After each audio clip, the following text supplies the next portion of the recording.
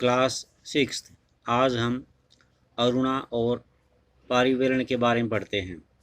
ये समुद्र के तट के किनारे जो गांव हैं वहाँ पे रहते हैं। इनका मुख्य काम मछली पकड़ना है। ये इनके गांव का नाम जो है पुद्दूपेट है। पुद्दूपेट कलपट्टू से ज़्यादा दूर नहीं है। अभी आपने कलपट्टू के बारे में भी पढ़ा था पहले, और उसके साथ लगता हुआ एक गांव है पुद्दूपेट। यहाँ लोग मछली पकड़कर अपना गुजारा करते हैं। इनके घर समुद्र के पास होते हैं। यहाँ चारों ओर जाल और कैटामरन की लाइन दिखाई देती है। कैटामरन क्या है? भी मछली मछली पकड़ने वालों की एक छोटी नाव होती है। ये जो मछली पकड़ते हैं उनकी एक छोटी नाव होती है, जैसा कि चित्र में दिखा भी रखा है। ये इसको बोलते हैं नाव है। ये लड़का लड़की बैठी हुई है, ये कैटामरन है। सुबह 7 बजे समुद्र किनारे बड़ी चहल पहल होती है, गहमा गहमी होती है। इस समय सारे कैटामरन मछलियाँ पकड़कर लौट आते हैं, यानी 7 बजे तो वापस आ जाते हैं। मछली खरीदने और बेचने के लिए बहुत सारी औरतें इकट्ठी हो जाती हैं। अरुणा का जो पति है पारिवेलन, उसका पति, उसका भाई और उसका जीजा आज थोड़ी देर से लौटे। मैं बहुत परेशान हो गई थी। ये अरुणा कह रही है, ये हमारे कैटामैरन में इकट्ठे ही समुद्र में जाते हैं। उन्होंने बताया कि आज वे तूफान में फंस गए थे। आज जो मछलियाँ पकड़ी गई हैं उनमें से मैंने मेरे परिवार के लिए कुछ मछलियाँ एक तरफ उठा कर रख दी। बाकी मैं बाजार में बेच कर आऊँगी, इनकी नीलामी कर दूँगी। इस नीलामी से जो पैसा मिलता है वह 4 भागों में बँट जाता है। 3 हिस्से 3 लोगों में बँट जाते हैं जो मछली पकड़ने के लिए गए थे। कौन कौन थे वो? उसका पति, उसका भाई और उसका जीजा। इनमें बाकी एक हिस्सा उसे मिलता है जिसकी नाव और जाल होते हैं, यानी जिसकी ये नाव भी किराए पर लेके जाते हैं या पैसे देते हैं इसके बदले में। तो एक हिस्सा उस व्यक्ति का होता है जिसकी जाल और नाव होते हैं। क्योंकि जाल, कैटामैरन और उसका इंजन हमारे हैं। जाल, कैटामैरन और उसका इंजन हमारे हैं, वह हिस्सा भी हमें ही मिल जाता है। अगर किसी दूसरे व्यक्ति से लेते ये तो ये दूसरे व्यक्ति को देना पड़ता, क्योंकि ये सारा सौदा, सारा सामान इन्हीं का है तो इन्हीं को मिलेगा। हमने बैंक से उधार लेकर एक इंजन खरीदा है जो कैटामैरन में लगा हुआ है। इससे ये लोग समुद्र में दूर तक जा सकते हैं और ज़्यादा मछलियाँ पकड़ सकते हैं।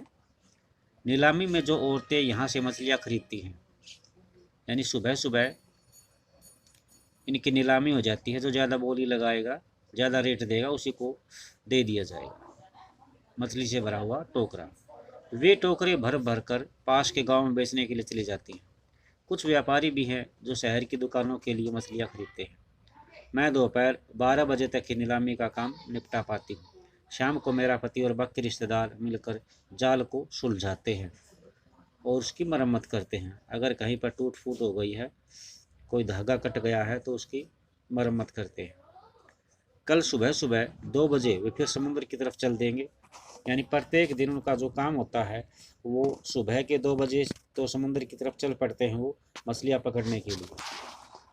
हर साल मानसून के दौरान करीब 4 महीने तक वे समुद्र में नहीं जाते। यानी जब बारिश का सीज़न होता है तो ये समुद्र की तरफ नहीं जाते। क्योंकि क्यों नहीं जाते भी ये प्रश्न बन सकता है। क्योंकि ये मछलियों के प्रजनन का समय होता है। मछलियाँ अंडे देती हैं। इन महीनों में हम व्यापारी से उधार लेकर अपना गुजारा करते हैं। इस कारण बाद में हमें मजबूरी में उसी व्यापारी को अपनी मछलियाँ बेचनी पड़ती हैं और खुद खुली नीलामी नहीं कर पाते। वे खाली वे खाली महीने काटना सबसे मुश्किल हो जाता है। पिछले साल सुनामी के कारण हमारा बहुत बड़ा नुकसान हुआ था। तो ये देखिए भी, ये चित्र दिखा रखा है। मछलियाँ बेचती हुई एक महिलाएं हैं मछुआरों के रूप में, और ये कोई कुछ खरीदार हैं। तो इस तरह इनका गुजारा चलता है। अब ग्रामीण क्षेत्रों में आजीविका के साधन। ग्रामीण क्षेत्रों में लोग अपनी आय अलग अलग तरीक़ों से कमाते हैं। कुछ खेती बाड़ी करते हैं, कुछ दूसरे काम करते हैं, अपनी आजीविका चलाते हैं। आजीविका का मतलब है गुजारा करते हैं। खेती में कई तरह के काम शामिल है, जैसे खेत तैयार करना, रोपाई करना। आप सभी जमींदारों की औलाद हैं, किसी का पापा सर्विस में है तो आप सबको पता होना चाहिए खेती में क्या क्या काम होते हैं, या आपने तुम्हारा पापा अगर खेती करता है तो उससे ज़रूर पूछना। खेती में कई तरह के काम शामिल है, जैसे खेत तैयार करना, रोपाई करना, बुआई करना, निराई और कटाई करना, फसल अच्छी हो जाए, ये सब प्रकृति पर निर्भर होता है।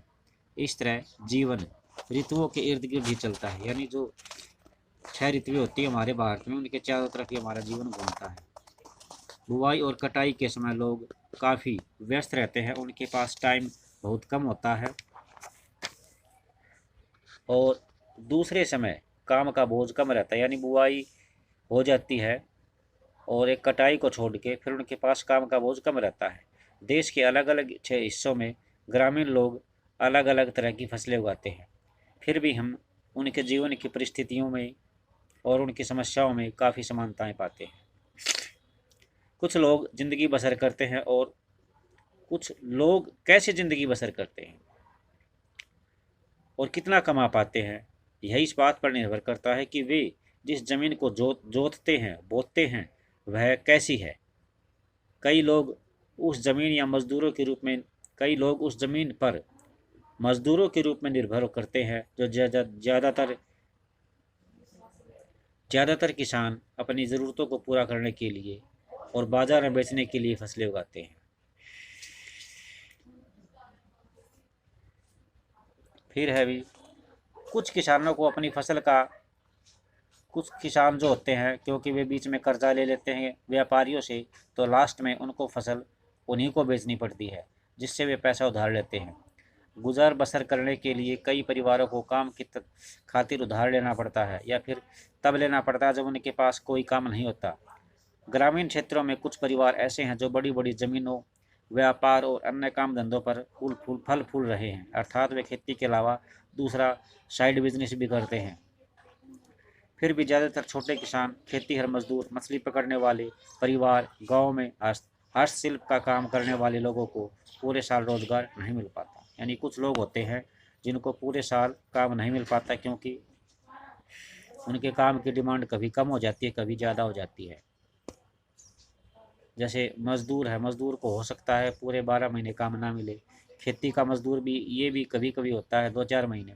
मछली पकड़ने वाले, ये आपको पता है मानसून के दौरान वहाँ पर नहीं जा सकते समुद्र में। और हाथ का काम करने वाले जो लोग होते हैं, ये भी पूरे साल रोजगार को नहीं प्राप्त कर पाते। तो आज आपका चैप्टर ये समाप्त हो गया है, कल हम इसके प्रश्न उत्तर करेंगे। थैंक्स।